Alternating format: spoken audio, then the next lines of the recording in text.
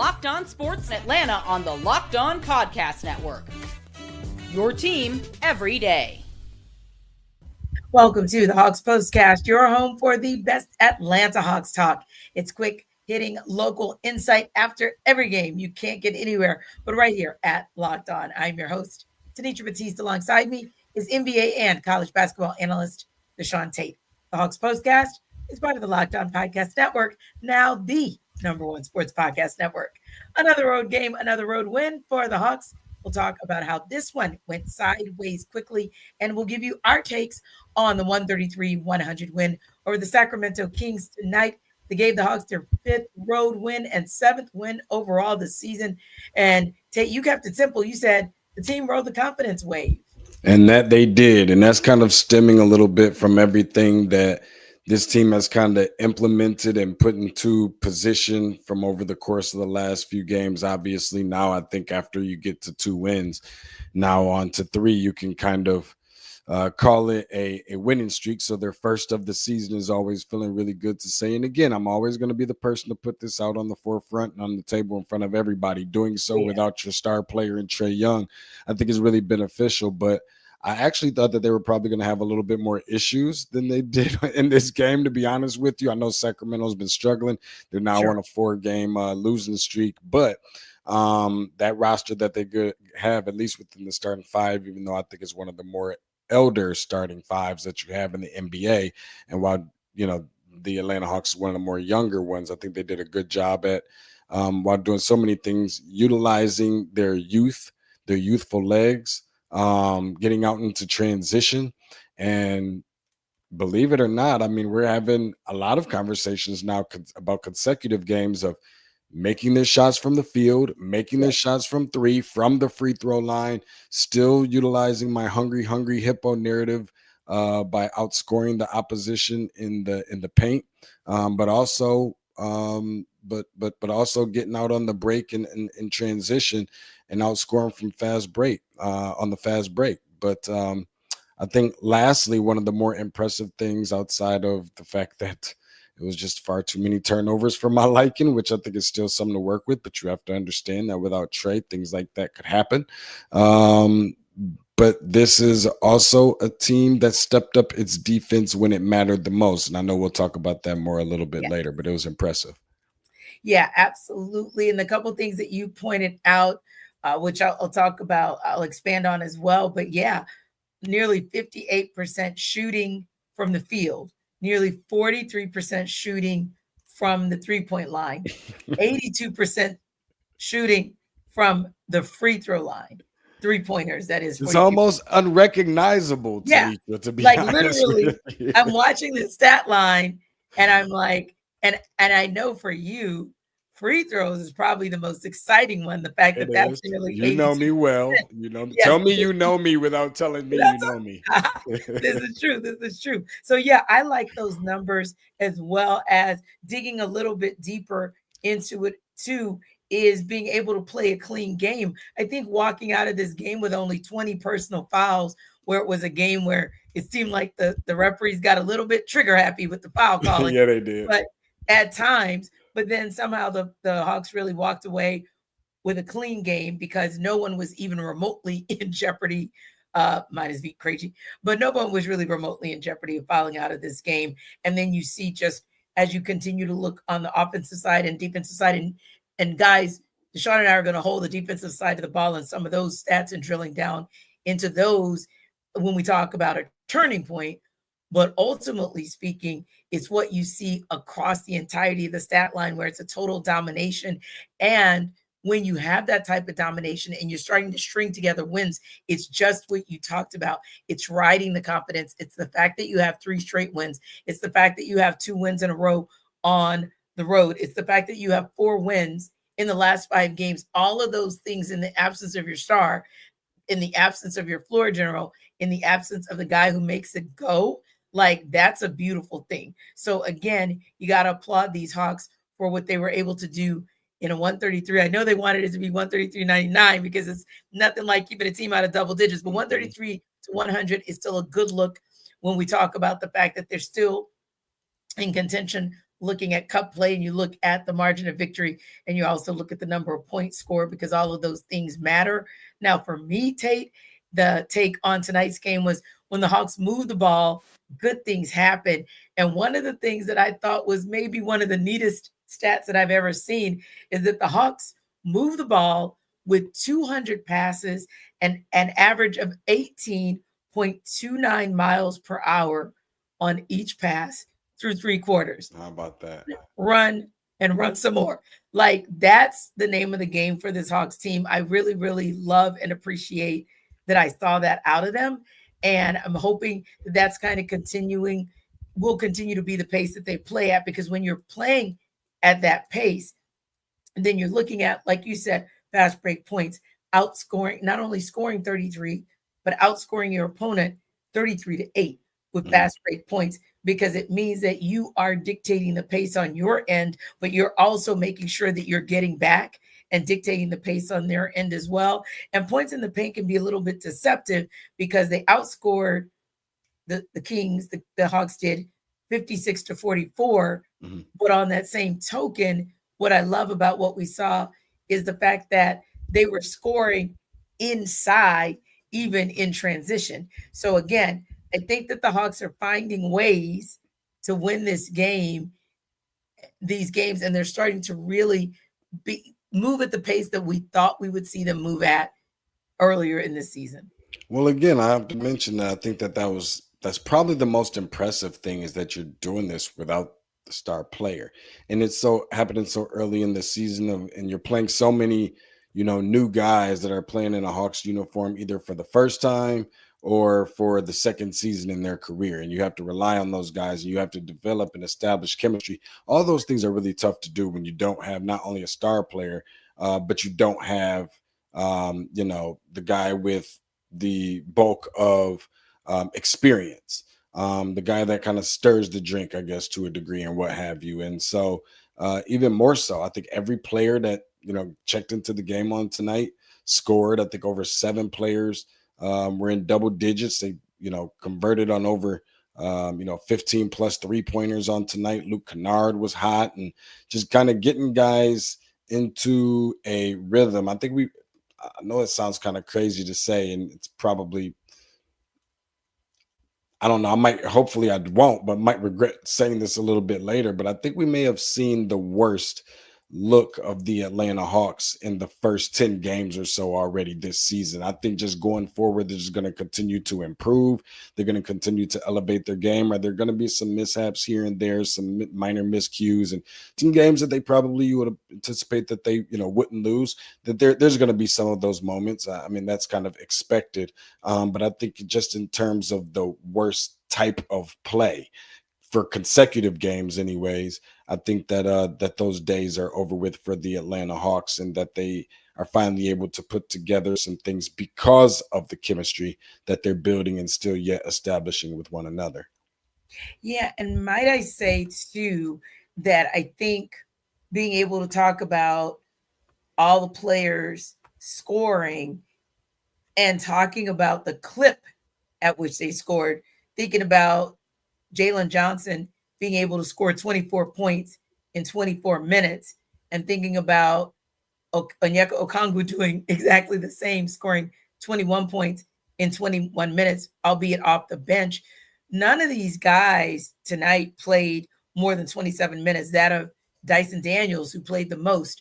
Why is that important? Because the Hawks are on a back-to-back headed to Utah, right? Mm-hmm. So when you think about that, and the fact that they'd already sent a couple players back to Atlanta because, of course, College Park Skyhawks are getting ready for their season opener, I think that's also important as well. Like, sometimes we may not agree or may not always be able to comfortably and confidently follow some of the movement that Quinn Snyder has in terms of his rotation. But ultimately speaking, I think I also like the fact that this game was called so very early that Quinn Snyder was able to give just about everybody 20 minutes on the court. I was about to check in, see if they had a medium-sized uniform in the back. Right, because literally it was like, okay, Quinn Snyder. But again, that's kind of the thought process of, hey, what are you guys going to do knowing the two of your guys, Top and apologies for forgetting the second guy, but there are two guys that are headed to College Park for the Skyhawks game Friday night. It's like, okay, well, what is that going to mean? Your hope is that Porzingis doesn't have to play hard, long and hard, or any of the starters for that matter, even a Nickeil Alexander-Walker coming back off of being down back-to-back games due to a bad back. You don't want him to have to overextend himself. So being able to play just 22 minutes, I think that was good for Alexander Walker as well. And then again, just for this game to have gotten out of hand when it did was a good thing, because guess what? By virtue of these guys not having to play that much, we saw our turning point earlier than later tonight.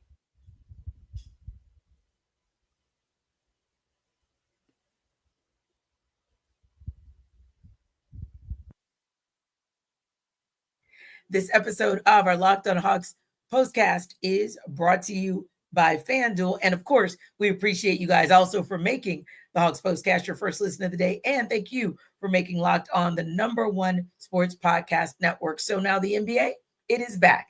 And there's no better place to get in on the action than FanDuel, the official sports betting partner of the NBA. Now, even if you miss the start of the game or want to ride the hot hand, FanDuel has live bets on everything from who will score next to fourth quarter comebacks. Plus, you can even combine your live bets into a same game parlay for a shot at a bigger payout. It keeps every game exciting, especially when your team's making that late push. So right now, FanDuel is giving new customers $300 in bonus bets when your first $5 bet wins. So head to FanDuel.com to sign up and play your game with FanDuel. So again, even if you missed the start of the game or want to ride the hot hand, FanDuel has live bets on everything from who will score next to fourth quarter comebacks. Plus, you even combine your live bets into a same game parlay, and it keeps every game exciting, especially when your team's making that late push. So head to FanDuel.com to sign up and play your game with FanDuel, the official sports betting partner of the NBA. This episode of the Locked On Hawks postcast is brought to you by Built.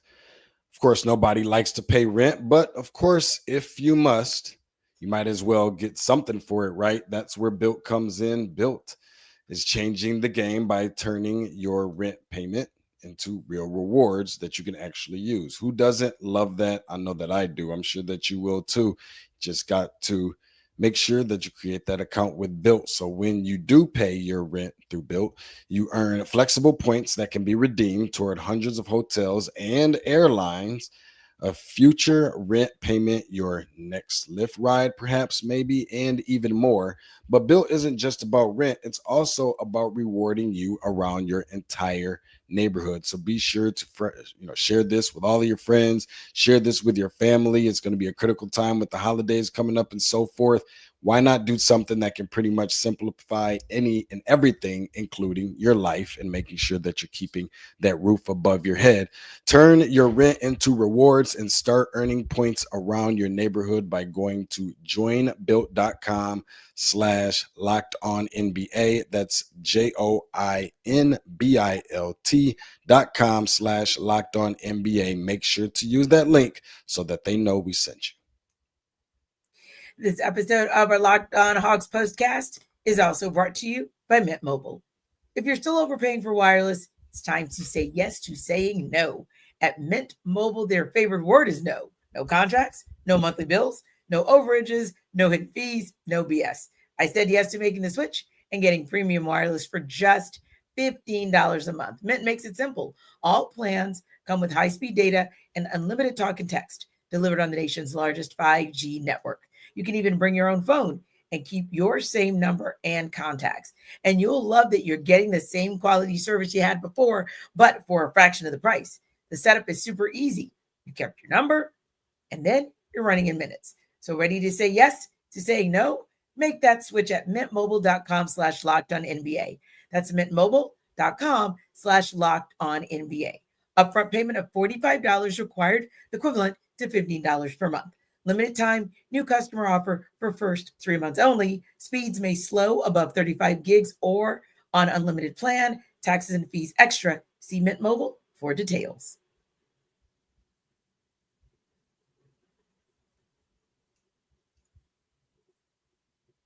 So after the Kings cut the Hawks' double-digit lead down to just 3 points at the end of the first quarter, it was all gas, no breaks to turn the game in the second period. Time to reveal where the game was won or lost. It's the turning point. Deshaun, it got a little bit scary because we saw the Hawks go out to this big lead. We saw them have a 14-2, then 16-4 run, 18-5, and we're thinking, okay, Hawks, you're doing the darn thing. Hawks tying their season quarter high with 37 points in that first quarter. But all of a sudden, the Hawks have some quirky things that happen. They get outperformed by the Kings and steals by 3 in that first quarter, and that's one of the things that the Kings were able to do to end that quarter 37-34. But give so much credit to the Hawks for coming right back and really reestablishing themselves in that second quarter and ultimately holding the Kings to a paltry 12 points. And the Hawks still scored 29 points, by the way, in that quarter. And I feel like that's the moment where the Hawks said, yeah, we kind of took our foot off the gas. Yeah, we kind of let you back into the game in the end of the first quarter. But they really reset. They buckled down. They got disciplined. And I really think that was game. If there's a such thing as being finding some kind of solace or positivity, optimism is probably the fact that this didn't happen in the third quarter, because I'm not so sure that things wouldn't have completely gone off the rail had it happened in the third quarter. For whatever reason, the second quarter just really kind of appears to be the time that the Atlanta Hawks have been able to find a way to get into, having some spurts within themselves. Sometimes in the first quarter, things are a little bit shaky. They don't always get off to a fast start. We already talked about the third quarter. The second quarter, I think, is starting to become one of those very pivotal ones, or one of those ones that I really feel like is where they can kind of make their mark and kind of get off to a start to where they already have a little bit of a feeling, gotten through, as if this is boxing, the first couple of rounds of warming up, if you will. Once you start getting into the meat and potatoes or the nuts and bolts of the next quarter, I think is where we kind of learn so much. Maybe not everything about the Hawks, but a lot of times in the second quarter where they can kind of set the pace for how they believe that not only the game is going to go, but that they need it to go. So, give them credit. Obviously, they stepped up their defense in the second half, amongst other things, but to be able to get out to a lead and then appeared to have that diminished to some degree, cutting that deficit down, being the Sacramento Kings. It takes a lot in order to kind of stave opponents off and then end up winning a game as confidently as they did on tonight. So you definitely got to give them some credit there. And listen, I mean, being able to finish, being able to start is one thing, but being able to finish, and I think that definitely needs to be highlighted. But that second quarter, I think, can tend to get a little, I think is going to be one that the Atlanta Hawks is going to find a way to play into their favor moving forward, because this isn't the first game this season where we've seen that, not even the first game this week where we have seen them execute and take advantage of it. Yeah, I'm very impressed because we know that halftime is when coaches tend to make their adjustments, whether that's adjustments in the rotation, whether that's adjustments on the other team's best or second best player, whether that's adjustments in terms of how you're running your offense or your defense. So to be able to reset between quarters, I thought was really impressive of Quinn Snyder. And like I said, they reset at both ends because reset at the defensive end while maintaining what they were able to do offensively, because the Hawks dropped 37 in the first quarter, but allowed the Kings to drop 34. But then they turned around and they limited the Kings to just 12 points in that second quarter, Deshaun, but yet they were able to maintain their offensive efficiency by scoring 29 in the quarter. So when you look at the way they were able to do it by turning over the Kings 7 times in that quarter, I mean, that's very impressive. And being able to hold them to a paltry 18.2% shooting from the from the three-point line, 14%, just 2 of 14. And then also being able to say, hey, not only are we going to do that, but we're going to keep you limited at the defensive side of the court. the Hawks were still able to out-rebound the Kings. Mhm. Hawks also were able to keep up with them pound for pound in steals. They both had 4 steals in that quarter. So I just think what the Hawks were able to do on the defensive side of the ball, and then for the most part, keep themselves effective offensively was impressive. The Hawks were able to shoot 52% from the field, 43% from the three-point line. They were able to still move the ball. I talked about that a little bit earlier. Mhm. Assists that we saw the Hawks end with, it wasn't something to where we just saw ball movement in one quarter. We saw ball movement in all 4 quarters, but the Hawks in the game, if you will, with a whopping 42 assists to Sean, and they got 10 of them in that second quarter. So I think, that's one of my favorite things. I love to hear that the ball is moving from side to side, moving left to right, and that the ball isn't sticking to one player's hands, or that the team is deciding, hey, we're just going to let one guy take it 94 feet and let's just see what happens. I like the fact that there was that kind of movement, but again, very impressive to see that not only were the Hawks able to impose their will defensively against the Sacramento Kings team in that second quarter, but they were also able to maintain their effectiveness on offense. I think the last thing I'll say, and I'm glad that you really brought that up, is because, that's something that I can really tell that this team has been working on improving. I used to see a lot of games where other teams moved the ball, and force the defense, the opposition to work. And the Atlanta Hawks was really kind of struggling with that. Now it seems like they're kind of taking a page out of the book from other teams and just learning how to win. To win is one thing, but I didn't always feel like they were learning how to win basketball games. I feel a lot more confident and comfortable with being able to say that these teams know how to do that, if not nothing else, against teams that they are supposed to do that against. And that is just one example of that on tonight. So, being able to space the floor and effectively, efficiently move the ball. We have to work on doing it without turnovers, but just to be able to share the sugar amongst everybody else and getting guys good shots, finding the wide open guys, finding guys that are on backdoor cuts and screens. And just, sometimes I think it's kind of risky to do some of these cross court passes and things of that nature, but they seem to have been working very well and forcing the defense to move. By the time that ball gets ready to go in the basket, the defense is tired to even set up their offense. So I think that that's just one of the positives.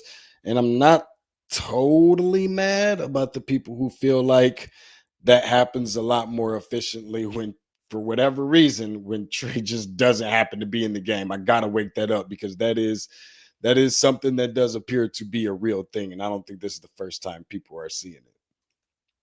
Yeah, it's something that team has to work on, and probably something that takes a little more time and a little more nuance of a conversation than we have. But Trae's going to be out for a little bit longer, so I'm sure that conversation will resurface. But a lot of credit to Robert Blackman, because he called out just what you called out as well, which is we like to see the ball movement, but the people movement is just as important. Spacing is absolutely something that is impressive, because it talks about what you're able to do as a team effectively when the ball is not in your hands. The Hawks Postcast is the #1 place to hang out after every game, and is part of the Locked On Podcast Network, your team every day. So remember to like and subscribe to our YouTube channel. And for more on the Hawks, head over to Locked On Hawks with our guy, Brad Rowland. We'll see you next time.